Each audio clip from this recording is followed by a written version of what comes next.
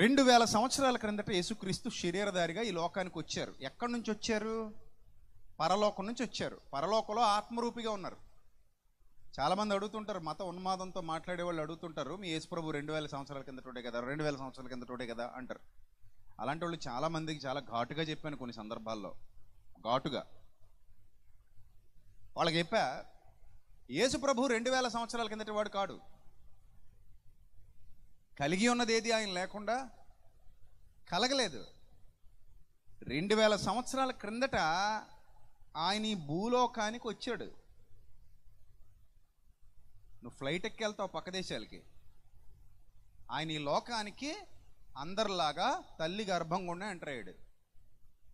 తల్లి గర్భం అంటే కన్య మరియ గర్భం ద్వారా ఈ లోకానికి ఎంటర్ అయ్యాడు. ఎక్కడున్నాడు అప్పటి వరకు? ఆయన పరలోకంలో ఆత్మరూపిగా ఉన్నాడు. ఆయన పరలోకంలో ఆత్మరూపిగా ఉన్న ప్రభువు 2000 సంవత్సరాల క్రిందట కన్య మరియ గర్భం ద్వారా ఆయన సంకల్పాన్ని నెరవేర్చడానికి ఈ లోకానికి అడుగు పెట్టారు.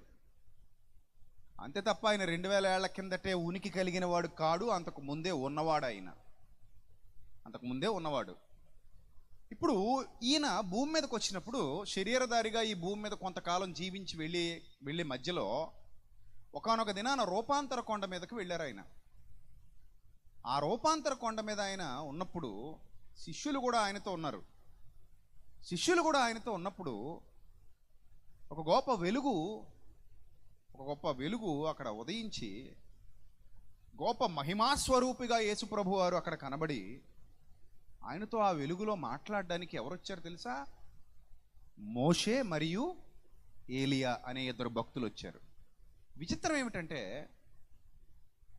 కాలాన్ని మనం లెక్కలు వేస్తే, కాలానుగుణంగా మనం లెక్కలు వేస్తే నేటికి 2026 సంవత్సరాల క్రిందట రూపాంతర కొండ మీద యేసుప్రభు వారు దర్శనం జరిగింది, కనబడ్డారు అని అంటే అక్కడి నుంచి దాదాపు 1600 సంవత్సరాలు, అంటే నేటికి 3600 సంవత్సరాలు వెనక్కి వెళితే మోషే ఆయుష్కాలం, మోషే జీవితకాలం కనబడుద్ది మనకి. ఆయన భూమి మీద నుండి వెళ్ళిపోయిన కాలం ఎప్పుడు అంటే నేటికి, అంటే ఈ 2026కి వెనక్కి 3600 సంవత్సరాలు అప్రాక్సిమేట్లీ, సుమారుగా వెనక్కి వెళితే అక్కడ మోషే ఉన్నాడు. ఇక్కడ నుంచి వెనక్కి వెళితే 2000 సంవత్సరాల కిందట యేసుక్రీస్తున్నారు. అక్కడి నుంచి జాగ్రత్త గమనించండి, అక్కడి నుంచి దాదాపు 700 సంవత్సరాలు లేదా 800 సంవత్సరాలు ముందుకు వెళితే అక్కడ ఏలియా ఉన్నాడు. చూసారా, ముగ్గురు ఒక కాలానికి చెందినవారు కారు. 800 సంవత్సరాల అంతరం ఏలియాతో ఉంటే 1600 సంవత్సరాల అంతరం మోషేతో ఉంటే మనకి 2000 సంవత్సరాల ముందు జరిగింది ఈ సంఘటన.